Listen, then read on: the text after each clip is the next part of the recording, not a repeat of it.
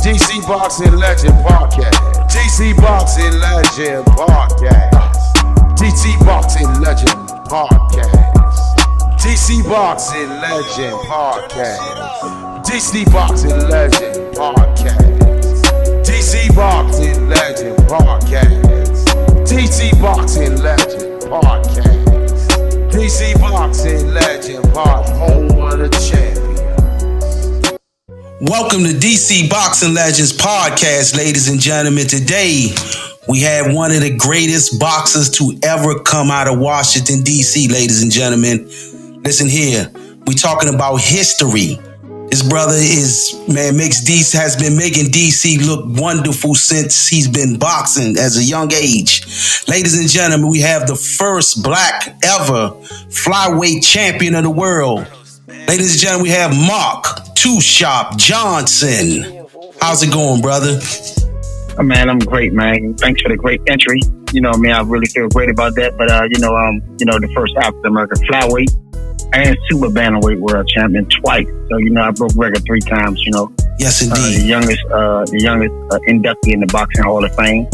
So I'm real happy about that. Just to let everybody know that these DC guys, man, pushed me forward to do what I did. Hey, champ, man, I remember when we used to go to the Nationals back in the 90s, a little bit after you was probably pro. And I don't care where we went to, man, your name and your father's name had to come up every time. It was like, where's Ham? Where's Mark? We like, they getting ready to become world champion. So, man, it was really some serious footsteps to follow, brother. Well, I can't really hear you. Kind of broke up a little bit. But I do know, in the Nationals, I made my, my mark in the Nationals, and a lot of people knew that at the Nationals. That, from coming from DC, man, not just from me, but even from my brother and guys that came before me, like Paul Walker, all those guys, man, who came before me. Man, those guys, they set the standard. Jamal Hinton and all this came up together, Sean B. Mitchell. But, we always ran, we always let everybody know that DC had the best fight. Hey, when did you start boxing? Well, I started boxing at the age of 5 years old. At that time, you can box at the age of 5. Now it's 8.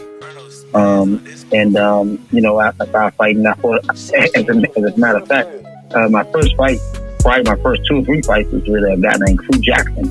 Wow. For Midtown. Okay. And man, Crew Jackson fought all the time, man. Like, cause we was only 5-year-old fighting. Wow.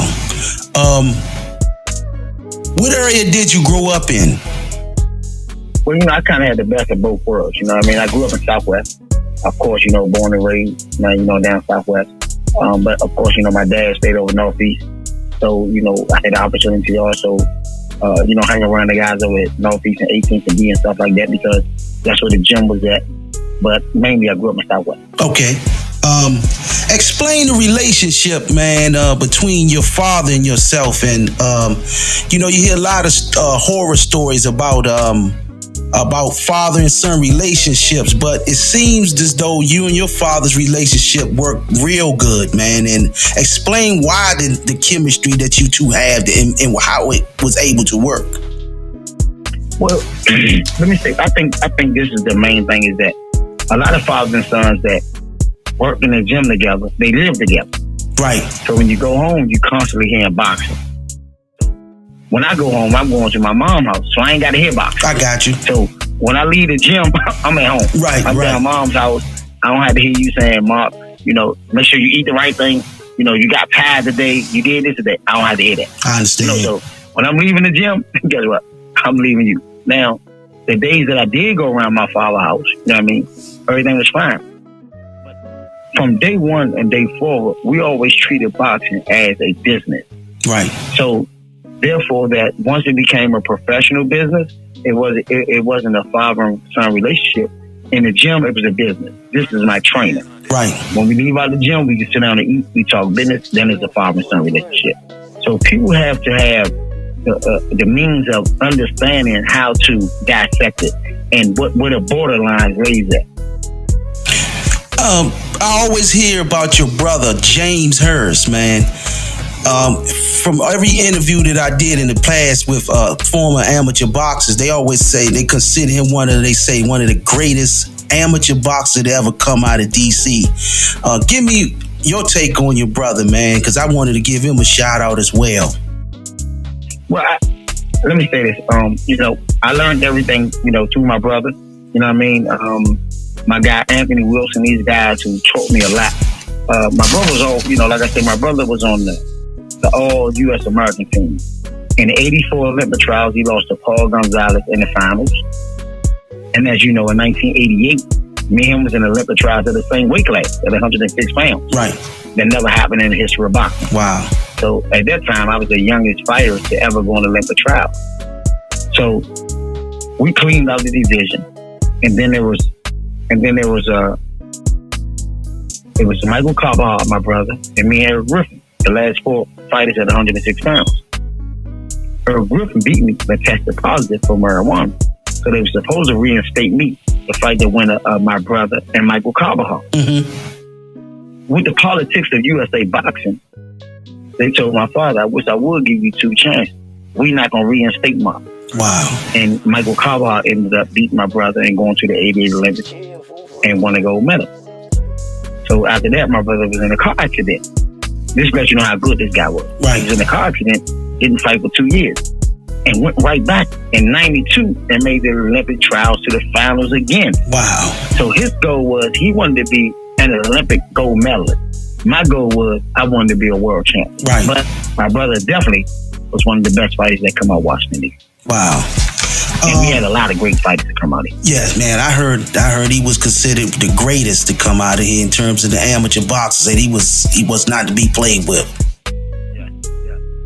So I remember, man, in 93, you was at the fights, at the amateur fights, man, and you won your first belt. It wasn't a world title. It was like some intercontinental belt or something.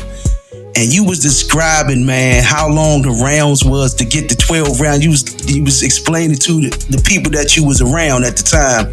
You was like explaining how long the fight was, man. Do you recall that moment when you won your first belt? Man, of course I recall that. I mean, that was the eye opener that, to let people on the West Coast and let everybody know that, this guy from Washington, D.C., Mark Johnson, is here to go.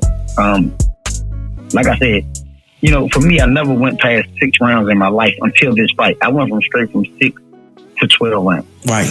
I never went 8 or 10. This guy had just lost the world title, 4 world titles. He was number 2 in the world. And, they thought they was bringing me in as a stepping stone or, feeding me to the wolves. So my dad didn't want to take the fight. I said, look, I lost my second pro fight. And that was something that, you wanted to do.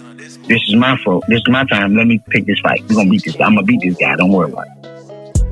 So what made me so mad, and I knew I was going to beat this guy, was because I had a mind control. But everywhere I seen him in the hotel, he had cameras and 10 or 15 people with him. And I'm just looking like it's just me and my father. I'm like, I'm going to be like that one day. I said, I'm going to beat him. I said, I'm going to beat him. And I want that. I want what he had. And I beat him in the 12 round, decision. And he was number two ranked in the world. I wasn't even ranked 100 in the world. Right. You know what I mean? So I ended up beating him. It was a tough fight, and everybody can, look at the fight on YouTube. Me and Alberto with Tony Jimenez. Okay. It was a tough fight. I can recall one time he hit me, and I was out, and he hit me again and woke me back up. And I came back with a 6-punch combination. I remember you explaining that too that day, man. I remember that. When you was explaining it, that's what made me bring it up, because me and my brother, we was getting prepared for our fights, and we was listening to you tell your buddies about how long the fight was and how he hit you and woke you back up. I remember the entire conversation, man, because it motivated us at that time. It inspired us instantly. So, man, I would never forget that conversation that you had and then you had the briefcase with the belt in it. So, and that inspired us as well. And then you presented my brother with the Outstanding Boxer Award that day. Well, for me, it was a lot of people that inspired me to do what I do, to become the best that I can become. And most importantly, the Washington D.C. guys, you know what I'm saying? My whole thing was, you know, can I go back to D.C. without this title? You know, and it was the first title shot, and I knew if I could do this, then I can bring back some stuff that people can say, guess what? If Mark can do it, I can do it. Yeah. And that's what I want the kids around the world to know right now, and not only around the world, but also in the D.C. area. If I can become the first African American flyweight and super flyweight world title, and bantamweight, junior bantamweight world title, and the youngest fighter to go in the International Boxing Hall of Fame, guess what? You could do it too. Facts. And I want to just inspire kids and inspire people that, guess what? My story is never going to stop because I always want to be the first to do something. Right. So I'm always going to research something about boxing where I can be the first to do something else again. Right. One thing about records, they are made to be broken, but the first, you can't break them. That's facts. That can never be taken away, ever. You can't. You can never take it away. And you know, my biggest thing is that, you know, I understand. I feel like how the boxing element in the boxing world go, but to me and to everybody else, and I tell everybody everywhere I go at, Washington D.C. has the best fighters in the world. If we can join hands together and become one. That's facts. You know, nobody can beat nobody from Washington D.C. We beat our own self up in a local tournament. And then when we get to the nationals, you know, we got our fighters have them beat up because we beat us up in the local tournament. That's a fact. That's a fact. It was hard to get under we DC. Are the best fighters in the world. That's facts. So, explain who was your biggest rival in the local area? Who was your biggest rival, and who was your biggest rival in the national? Rival in the local area, and I can't beat him. And every time I see him, you know, I tell him I'm gonna hit him in the back of his head with a bat. But my biggest rival in DC was Jermaine Fields. Oh, and wow. He had my number. Okay. I never beat Jermaine. He had my number. I think he beat me twice or three times. Yeah. But I never beat Jermaine Fields, man. That guy had my number. Wow. But I beat his brother Leonard. Okay. But I couldn't beat Jermaine, man. Yeah. Jermaine had my number. Yeah. That's like me and Clarence Vincent. I got his number, but he beat everybody else, man. Is y'all related? Yep. You and Clarence? Well, that's you know, everybody related in DC. Yeah. So that's my little nephew. So yeah, we related. Okay. but yeah, even watching him come up, you know, under the tutelage of my dad, right? And you know, me and him box and aspire, and you know, just to see him get to something that, you know, I couldn't get to, which was right. a bronze medalist, and I was just so happy for him that he got to the situation that I always wanted to get to. Right. And you know, but I got to the world title, and I want him to get to the world title as well. Yeah. But I will say one thing about Clarence. We call him Little Adam. Yeah. The last title fight that I fought for Fernando Montiel, and Fernando Montiel and Clarence had the same manager. Okay. But Clarence came in the gym and sparred with me every day for that fight. Oh yeah. And he bet his manager a Rolex watch that I'll beat him. Right. And I beat him. So Clarence say, Mark, look, you gonna beat him because I bet a Rolex watch. Did he get his watch? And he Clarence got the watch, but okay. Clarence came in that gym every day like, come on, man, let's go. Right. You gotta win this fight. So you know what I mean. So it was a good thing that I had a younger guy, you know, with the guy that I had kind of raised, to come in there and push me every day. Yeah. So that was a good thing. Yeah, man. Me and him had some great fights, man. I fought him in Ohio, beat him, but it was a close, good fight, man. But I have nothing but respect for Lil Adam, man. He was one of the ones that, when I first started boxing, was the most feared young man in the sport, and I have nothing but respect for him, man. Who was your greatest national rival? Timothy Austin. Okay, from Cincinnati. Yeah, Timothy Austin. I beat Timothy at the age of 15 at Junior Olympics. He had both of us had won at the age of 14. Okay. So at this time, the Junior Olympics was only age 14 and 15. Yeah. So both of us won at the age of 14. Then at the age of 15, we was in the same weight class. And if you can win the Junior Olympics twice in a row, that was something big. Yeah, so it was. We ended up meeting up in the championship. I beat him. So now, so crazy. So now we 16. we go to the Golden Gloves, the Nationals, to see who goes to the Olympic trials. I beat him again in the Olympic trials. So not only did I beat him, I also beat the ex-world champion, William Grisby, who was a world champion. I beat him in that same tournament. You know, so, I mean, and I tell people all the time, man, amateurs is harder than pros. Yeah. I agree with that, brother. I agree with that, hands down. Amateurs are harder than pros, and I can remember, I can remember working with Lil Sean Johnson. Yeah. And, me and Sean had a lot of tools. Sean learned a lot from me and my brother. But also I learned a lot from Sean because, at that time, Sean was, I think I was a little taller than both of them, but I learned a lot from Sean with that he was letting his hands go. And I had to feel like, you got to get back out your comfort zone and you got to release your hands and get at least 100 or 200 punches around. Because when I started sparring Lil Sean, it was almost like, okay, let me show you what to do. Let me show you how to work on this. And he got it coming out on 100 punches around. I said, I got to adapt to this. You know what I mean? Because I wasn't used to it. Exactly. You know what I mean? But, those guys gave me, man, I mean, we had some great sparring, Jamal Hinton, sparred with Paul Walker had some great sparring. Darryl Tyson always been there for sparring. Yeah. I mean, man, I had a lot of great sparring, a lot of great guys, even back in the day, sparring Rep Man at 160. Right. These guys like Reggie Green, all these guys, man. I had a lot of great guys. Cecil Thompson, these guys, man. Even I sparred Louis Howdy Curtis, man, when I was 16. Okay, I remember him. Who's 76 Olympics. You know what I mean? So I had a lot of great work and a lot of great stuff, man. I wanted it. You know what I mean? I wanted it. Yeah, and man, back then when I was young, I used to hear. Like Nesto used to always, and all the guys in the gym would say, man. I sparred Nesto and Lamont Pearson. Yeah, they would say, man, Mark will give you some help, man, will work with. And that was one of the things you was known for even back then, Mark, was you would help other people get better, man. Like literally. This the thing. The thing is, boxing back then and sparring back then was teaching, it was learning. Okay, whole time, man, you could have did this, you could have did that. Right. It's about teaching and learning. Now it's about just getting out on who you can get out on. Yeah. So the game has changed now. Yeah, I noticed that too, man. I don't like what I see with the videos being shown with the spawn and the beating that got the guys in it with little, no experience. They showing them beating the guy with the most, with the experience, beating the guy with no experience, and they exploiting their sparring partners. I don't really like the way it is now, man. Well, the thing is with boxing right now, you have very seldom teaching in boxing. You know what I mean? I consider myself, a journalist of the game, and I also watch and I also see. Right. So not only you also watch, you also see.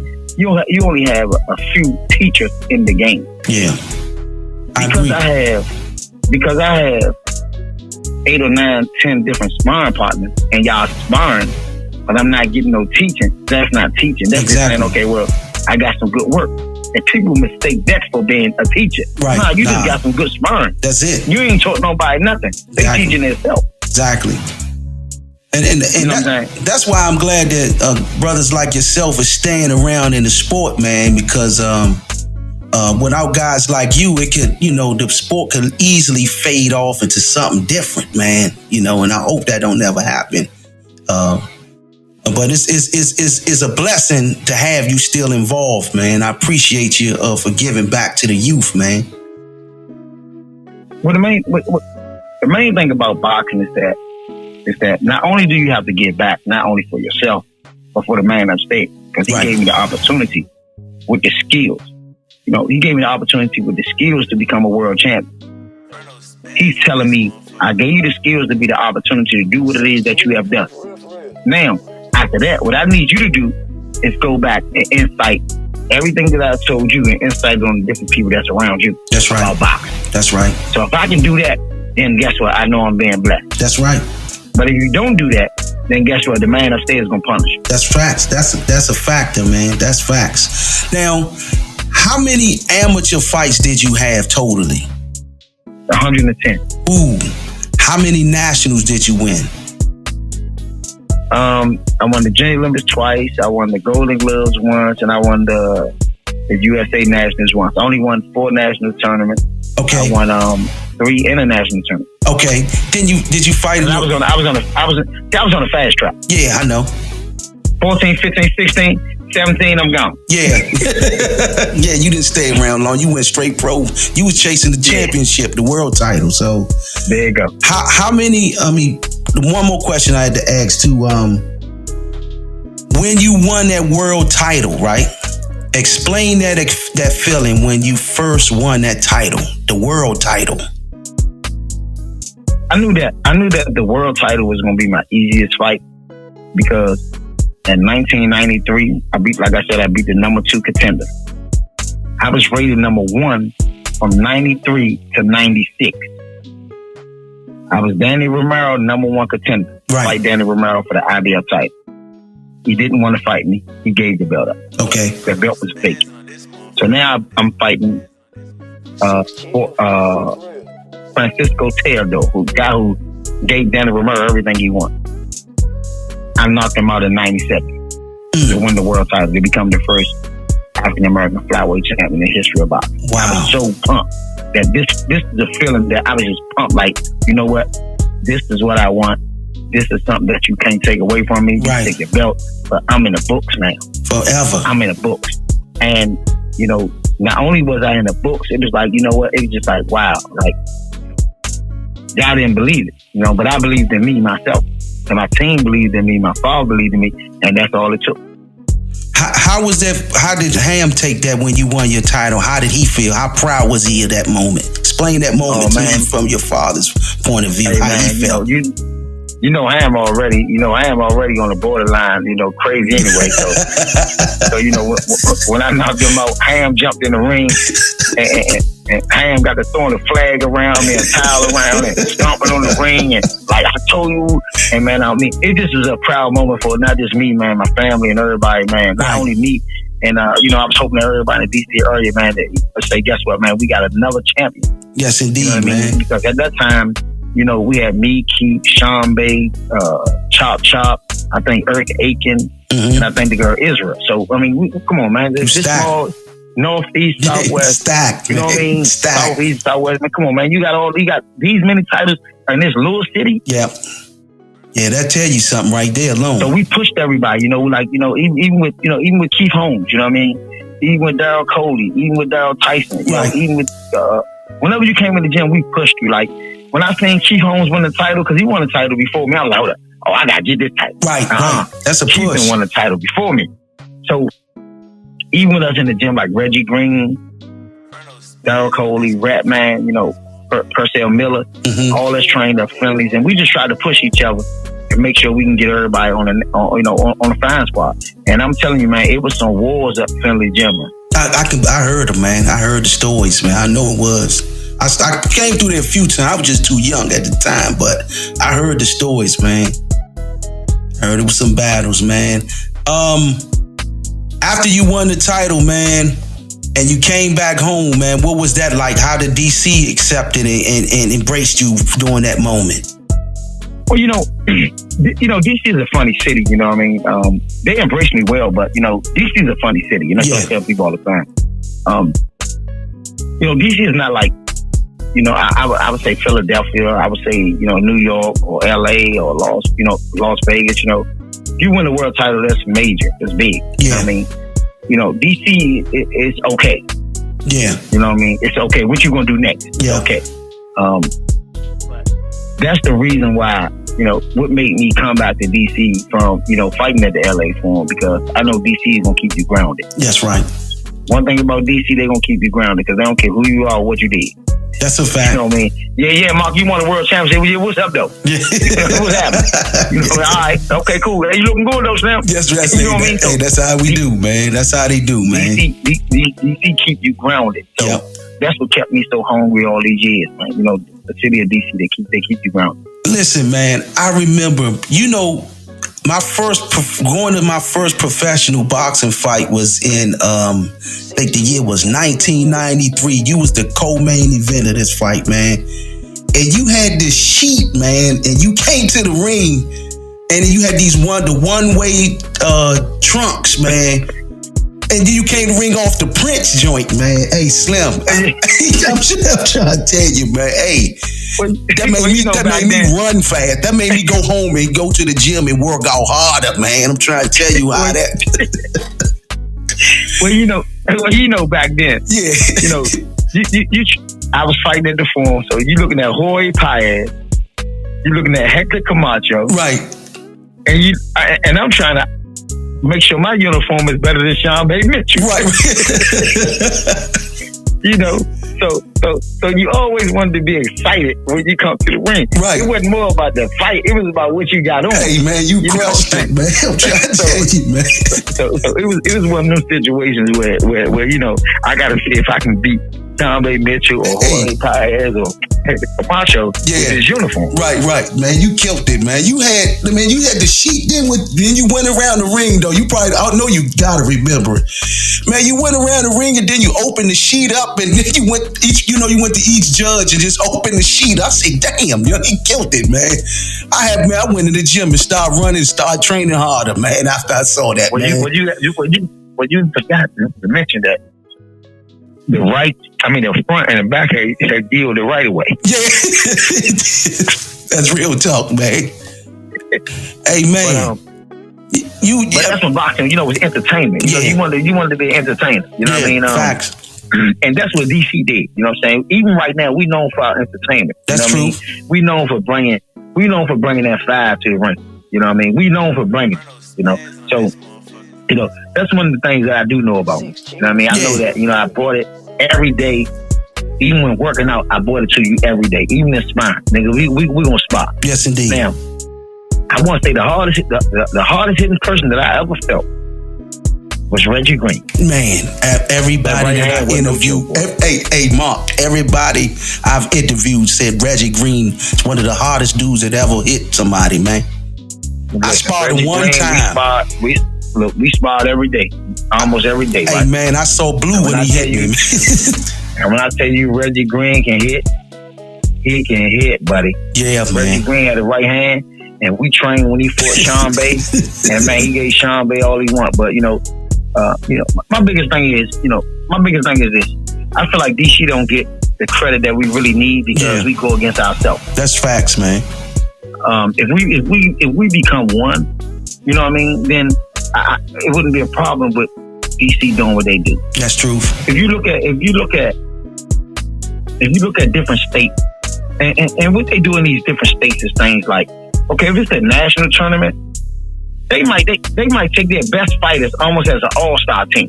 Yeah. In Texas and California, but we beating ourselves up here, and we may not even be taking the best fighters. That's a true statement, man.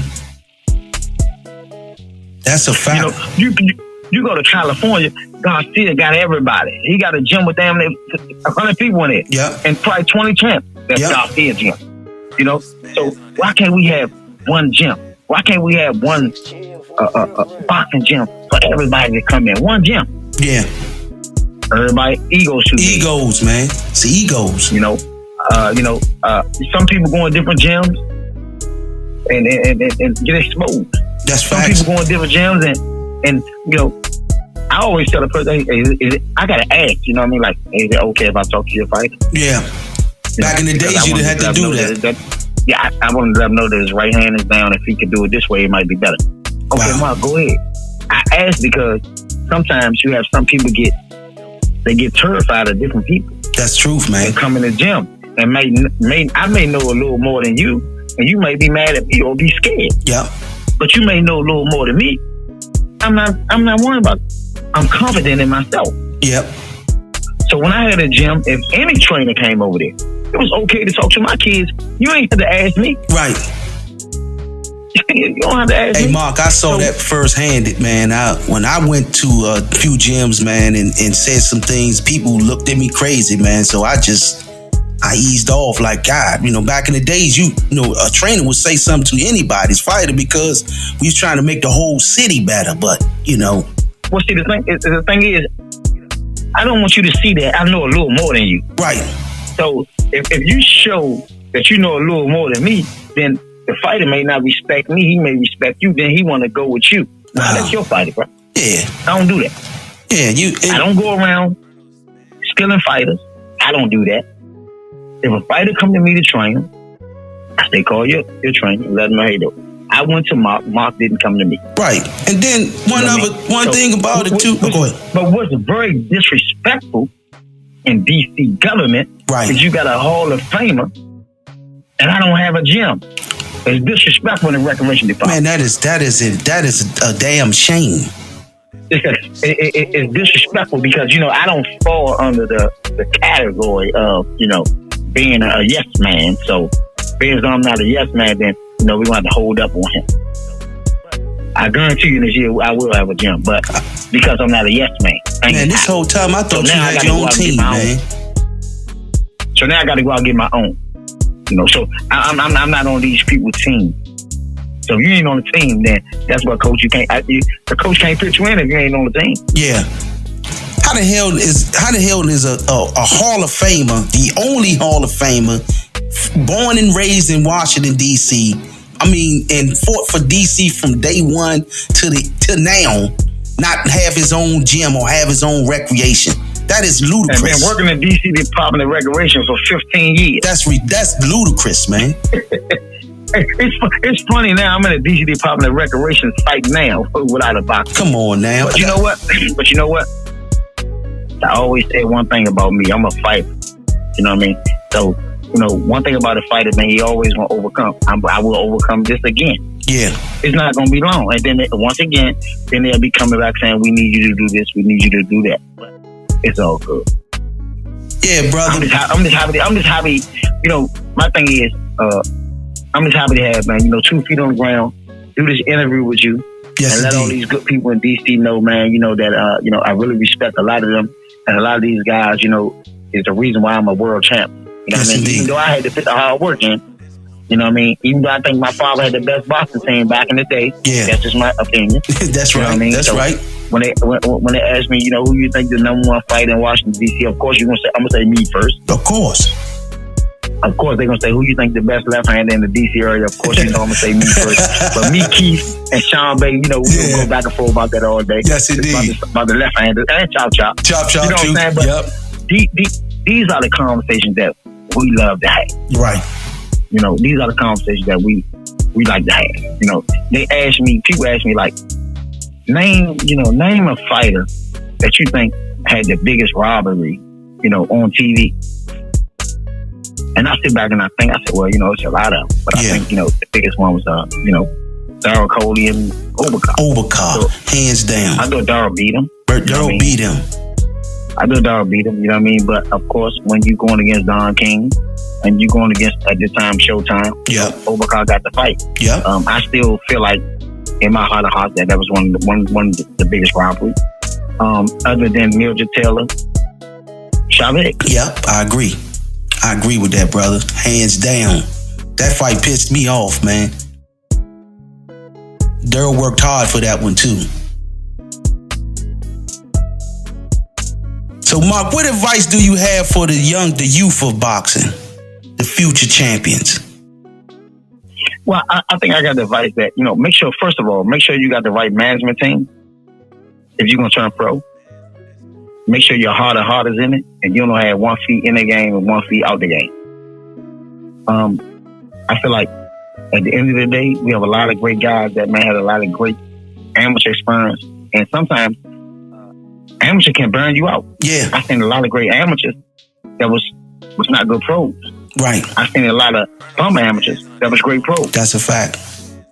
So don't leave yourself in a tunnel of drought and keep doing what you gotta do to be an amateur champion.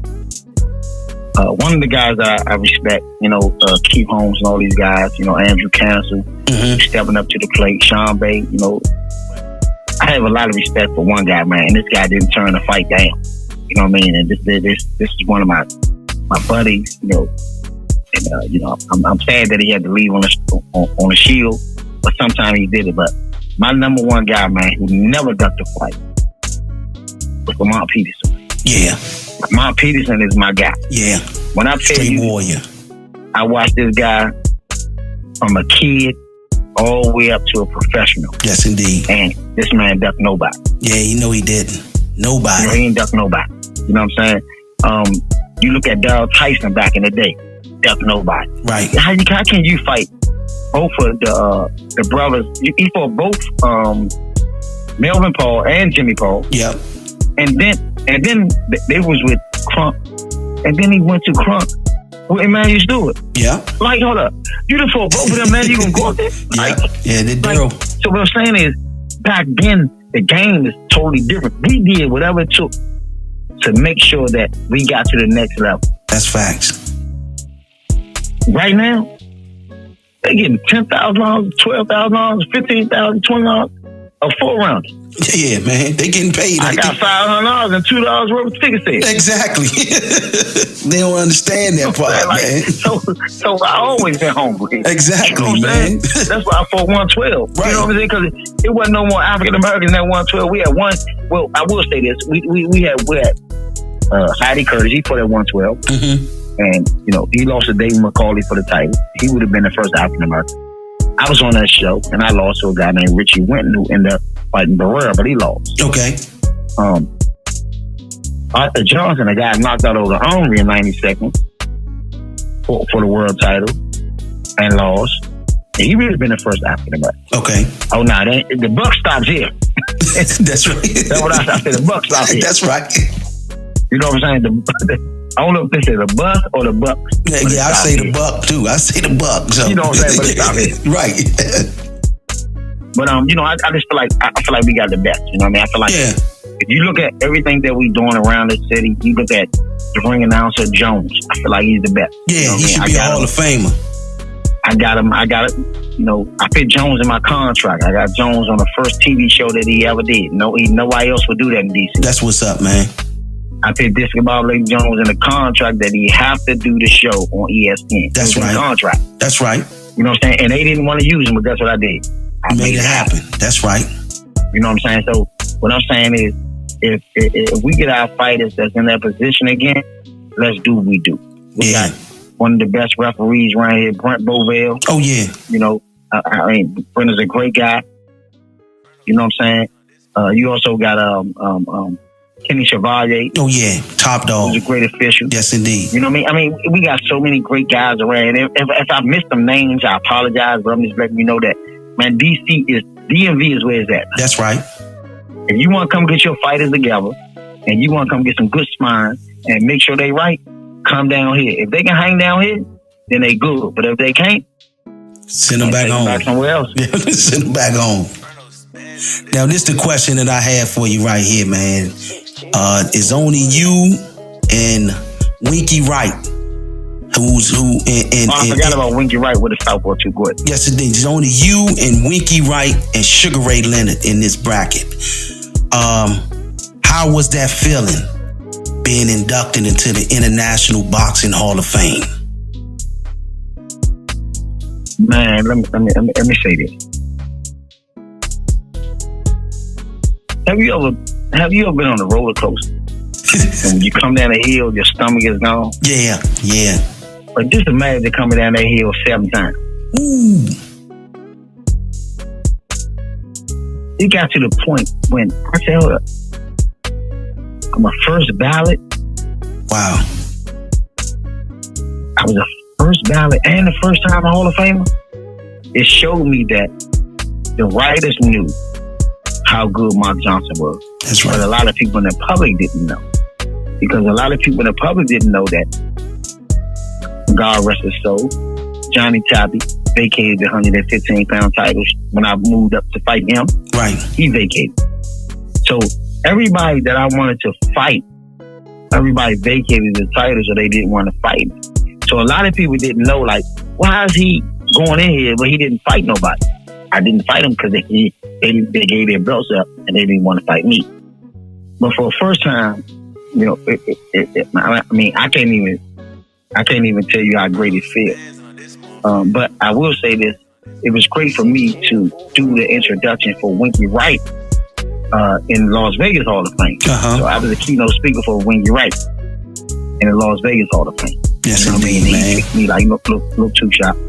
Man, get it right. I said, okay, I got it. So it was great to do that. You know what I mean? That's and, I mean, boxing is, what I tell people all the time is this: boxing is a situation or something that you can get your family to the next level of the ghetto, or wherever you want to get them from. But it takes hard work. Yeah. I've been all around the world. Sometimes with USA boxing money, never had to pay nothing. Right. All around the world. And this is what I tell kids: if you want to get around the world, win these tournaments. That's right. You will never have to spend no money. Again. And I tell them again, if you choose a job that you love, you never have to work a day in your life. There it is. And my whole thing is that I want to be a motivational speaker to these kids.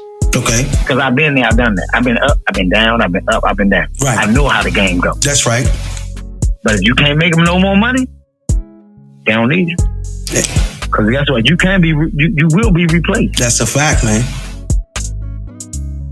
That's something that they gotta understand. That if you're not winning, they'll replace you. Trust me, instantly. Ladies and gentlemen, man, this was one of the interviews that I've been chasing for a long time, man. I'm glad that this has finally happened, man. Hey, Mark, I truly appreciate you, brother, for coming on, man, and blessing the public with your knowledge, man, and experience in this game, man. I appreciate you, brother. Always a pleasure, man. Hey, look at man. Hey, shoot for the moon and you miss, you still be amongst the stars, man. But that ain't my saying, but I'm just saying I'm going to use that on this. That's right, bro. Ladies and gentlemen, International Boxing Hall of Famer, Mark Two Shot Johnson, DC Boxing Legends Podcast. Peace. DC Boxing Legend Podcast. DC Boxing Legend Podcast. DC Boxing Legend Podcast. DC Boxing Legend Podcast. DC Boxing Legend Podcast. DC Boxing Legend Podcast. DC Boxing Legend Podcast. DC Boxing Legend Podcast. Home of the champ.